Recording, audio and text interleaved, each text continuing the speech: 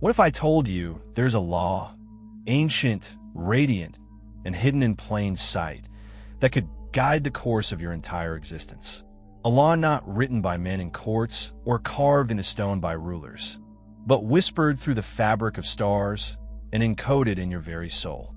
Do what thou wilt shall be the whole of the law. At first glance, it may sound indulgent, even dangerous. But listen closely. It is not the voice of rebellion, but the echo of remembrance.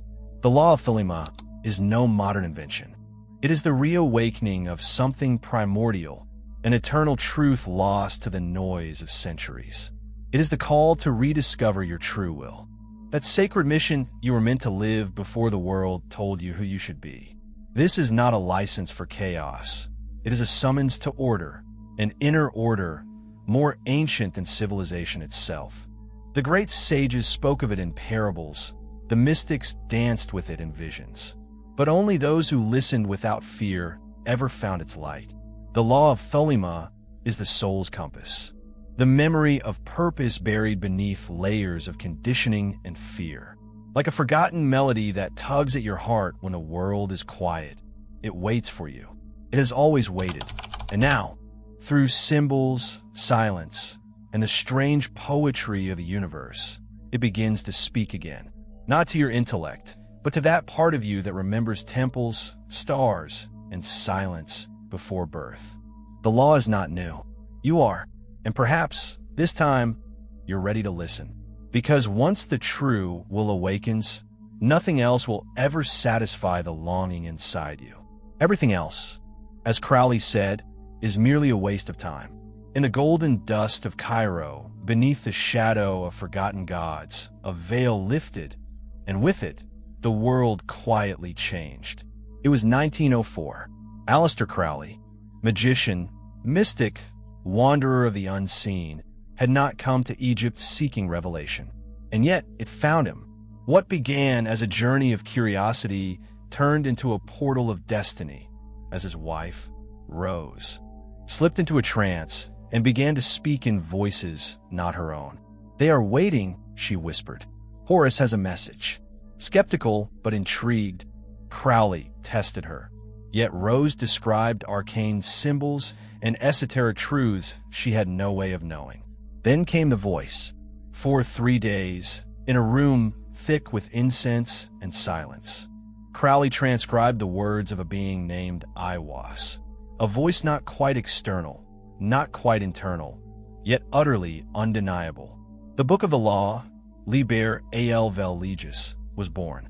Mysterious, radiant, disruptive, a sacred code transmitted through a human scribe, echoing with the weight of cosmic authority. But who or what was Aiwass? A guardian? A god? A fragment of Crowley's deeper self? No answer is simple. That is the nature of mystery. The revelations that came forth were unlike anything seen before. They declare that the old gods had stepped back, and a new aeon, the aeon of Horus, had begun. One where the chains of dogma would fall, and humanity would rise as sovereign stars, each following its own true will. This wasn't religion. It was revolution, the kind that begins not with fire, but with awakening. The voice of Aiwass did not shout. It resonated deep in the bones of the soul. And from that quiet chamber in Cairo, a ripple spread through time, calling those who could still hear the forgotten language of the stars.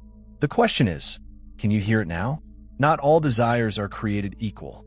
Some are echoes, flickers of craving from the noise of the world. But others are sacred. Beneath the clutter of societal roles, parental expectations, and passing whims, there lies something far older, your true will. It is not a dream or a career goal.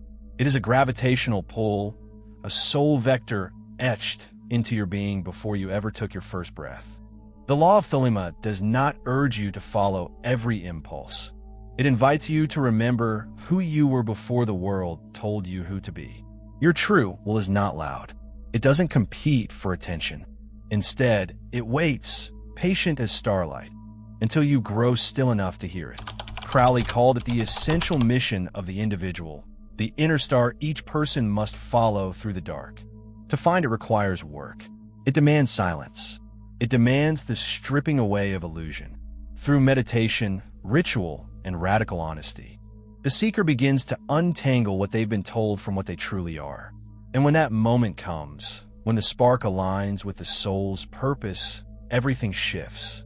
Life no longer feels random. Choices become clear. Action becomes sacred.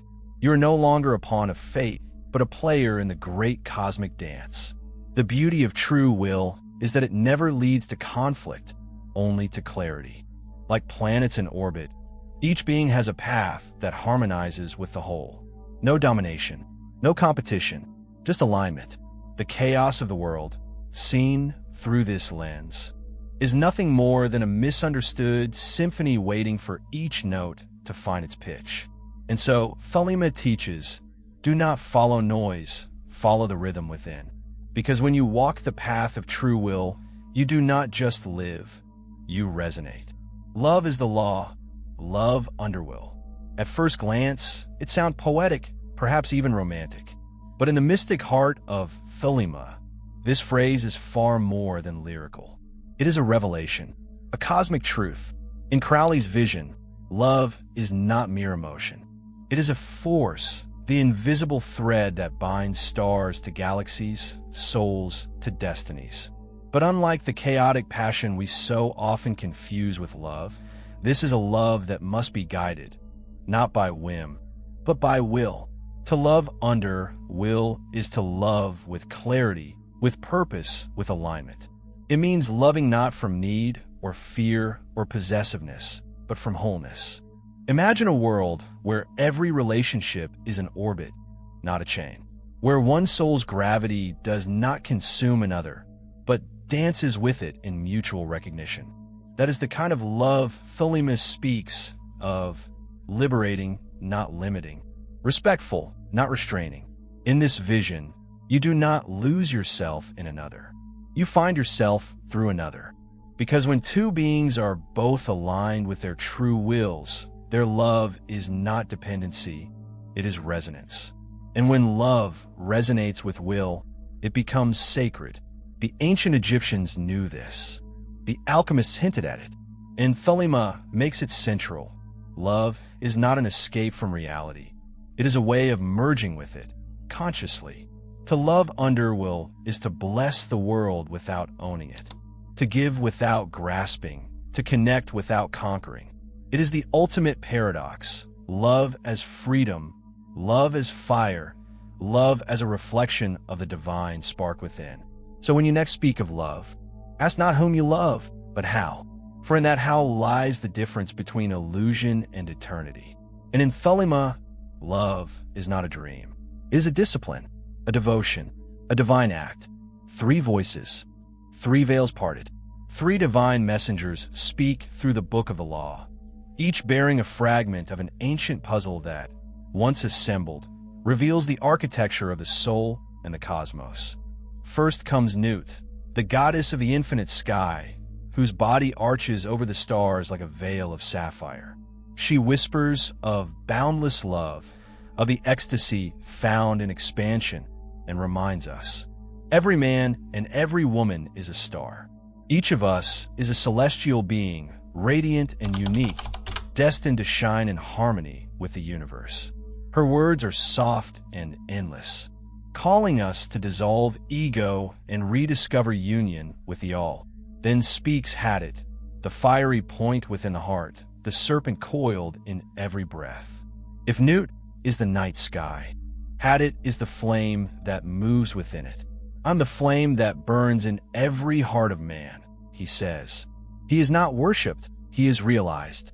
Cited teaches that truth is not found in temples or texts, but in lived experience, in the electric moment where choice and consciousness collide. He calls us inward to the spark of true will and urges us to live fully, without fear or apology. Finally comes DuQuette, the fierce voice of the warrior god, Horus. His chapter strikes like thunder, not to destroy, but to awaken. This is the Aeon of Horus, a time of courage, rebellion, and resurrection. He challenges the old ways, demanding we become sovereign creators of our own destiny. His tone is not gentle, but necessary. Together, these three divine figures offer not commandments, but keys, each unlocking a part of the self, the cosmos, and a mystery that binds them. Listen closely. Their voices still echo, and if you're ready, they just might awaken something in you. We are no longer children of submission. The Aeon of Horus has dawned, an age not of blind obedience, but of sovereign awakening. Gone are the days when truth was dictated from stone altars or cloaked in dogma. In this new era, Thelema teaches that each soul is its own priest, its own temple, its own law. This is the heart of the Aeon of Horus, the age of the child, where humanity must rise, not in rebellion for rebellion's sake, but in remembrance of its divine origin and individual destiny. Horus, the hawk-headed god of kings and warriors, does not whisper, he declares. His is a voice of fire, of sacred defiance, of creative power reclaimed. Under this new light, the soul is no longer bound by ancestral chains or the weight of outdated moral codes. The Aeon calls for each individual to discover their true will and to live by it, boldly and unapologetically. No longer can we look outside ourselves for salvation. It is within, burning quietly, waiting to be fanned into a blaze. And in that fire, the illusions fall away. You are not here to follow. You are here to become. But this freedom is no easy gift. It demands courage, discipline, and relentless self-honesty. For in the Aeon of Horus, there are no excuses left. You either rise to the challenge of your own becoming, or remain asleep, lost in the dream of others. Thelema is not merely a philosophy. It is the music of a new age, vibrating through every heart ready to remember its rhythm. This is not the end of belief. It is the beginning of knowing. The old gods have stepped aside. The torch is in your hands now. What will you create in this sacred dawn? Ritual is not superstition. It is memory in motion. In Thelema, spiritual practice is not about kneeling in fear, but rising in awareness.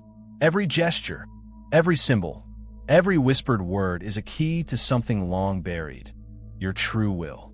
To live Thelema is to turn life itself into a sacred rite, where each moment becomes a step toward remembering who you really are. Crowley taught that magic, the art and science of causing change in accordance with will, is not a fantasy, but a discipline, a daily practice, a mirror to reflect the soul's architecture. Tools like the lesser ritual of the pentagram or the invocation of the holy guardian angel aren't performances. They are initiations, doors, and each time you step through them, more of the false self falls away. But Thelema is not confined to candlelit chambers and incense smoke. It lives in the choices you make at dawn, the honesty you carry into your relationships, the integrity with which you shape your work. To follow your true will is not to escape the world, but to consecrate it, to make every act a reflection of your deepest alignment. The spiritual diary, a tool Crowley revered, becomes not just a log but a map. It charts your transformation from seeker to sovereign. Living Thelema demands responsibility. It asks, are you ready to own your power?